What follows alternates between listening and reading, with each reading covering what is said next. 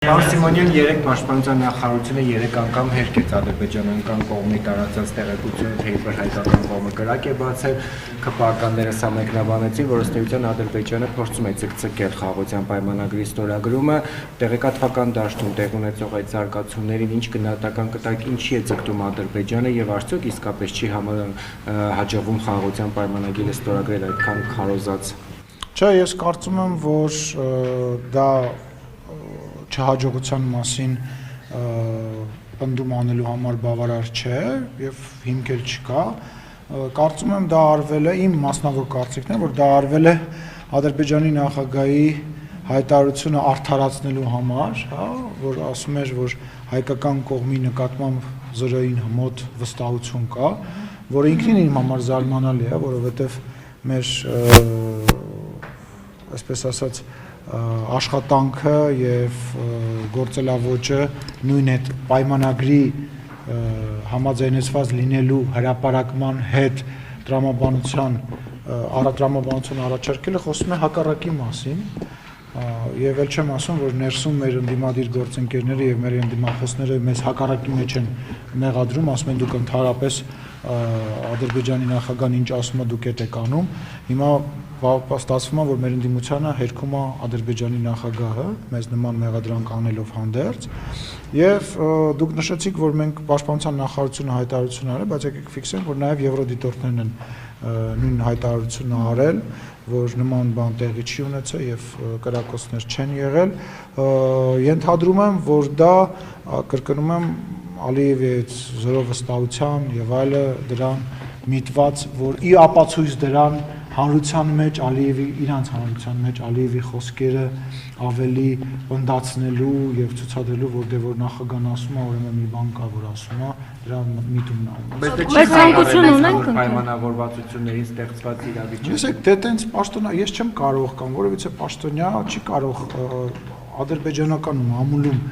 նույնիսկ ոչ պաշտոնական, չնայած չգիտեմ այնտեղ պաշտոնական, ոչ պաշտոնական որն է, բայց այնուամենայնիվ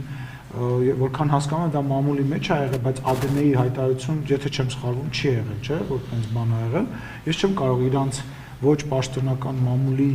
1-2 հրապարակման հիման վրա պետության դիրքորոշման վերաբերյալ հայտարարություն անեմ կամ կարծիք հայտնեմ։ Կարծիքս ասեցի, մոտավորապես պատկերացումս ասեցի, բայց դա պաշտոնական բանի վերագրել ես բան չունեմ, որովհետև կա բանակցություն, կա խոսակցություն, եւ այդ խոսակցությունը ինձ համար որպես պաշտոնյա պետք է լինի։ Իսկ գուցե Ադրբեջանը այս տեղեկատվական սադրանքով փորձում է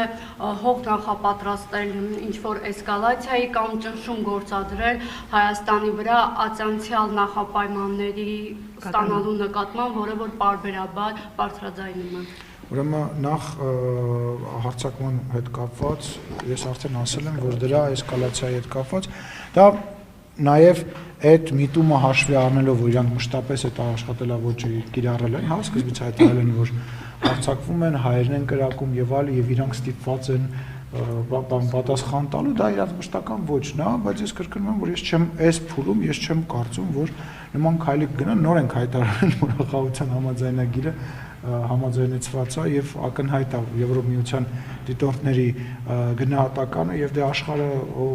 Ադրբեջանի Telegram ալիքների վրա հիմնվելով չի իր կարծիքները կազմում, իրանք իրանց տեղեկություններ ունեն, իրանց արբանյակներ ունեն, Ադրբեջանում իրանց աղբյուրներն ունեն եւ կարծում եմ, որ դա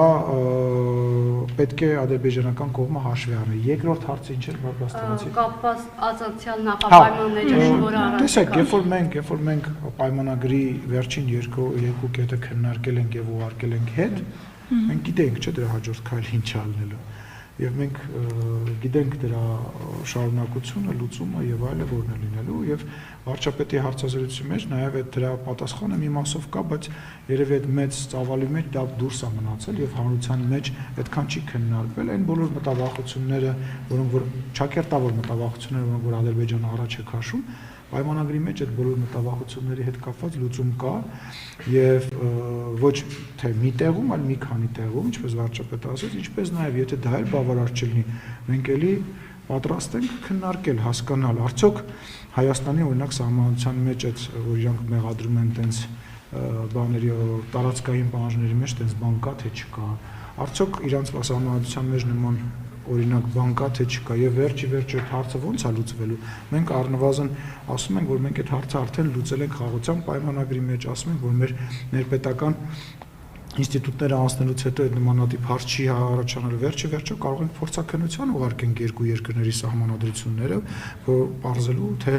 արդյոք այդ պնդումները իրականության հետ աղերսուն են թե չէ, որովհետև միշտ կարելի է ասել, օրինակ, ինձ դուր չի գալիս քո մազերի գույնը կամ դուր չի գալիս քո ձեռագիրը կամ որևիցե բան, բայց պետքա ամեն ինչի տակ հիմնավորում լինի։ Մինչ այս պահը Ադրբեջանի հետ բանակցությունների մեջ մենք փորձել ենք ամեն ինչի տակ հիմնավորում ունենալ եւ այդ տրամաբանությամբ ենք իրենց հետ աշխատել։ Կարծում եմ, որ շարունակությունն էլի տրամաբանված եւ հիմնավորված կլինի, այլ ոչ թե ներքին լսարանի կամ ինչ-որ հայտարարության, քաղաքական հայտարարության։ Հիմա կարող ենք ենթադրել, որ Բան ասեցիք սահմանադրությունները փորձաքննության ենթարկել, ինչ մեխանիզմ է դա իրենից ենթադրելու։ Դե օրինակ, ես այտենց օրինակ կարող ենք ուղարկել Վենետիկի հանձնաժողով մեր երկու երկրների սահմանադրությունները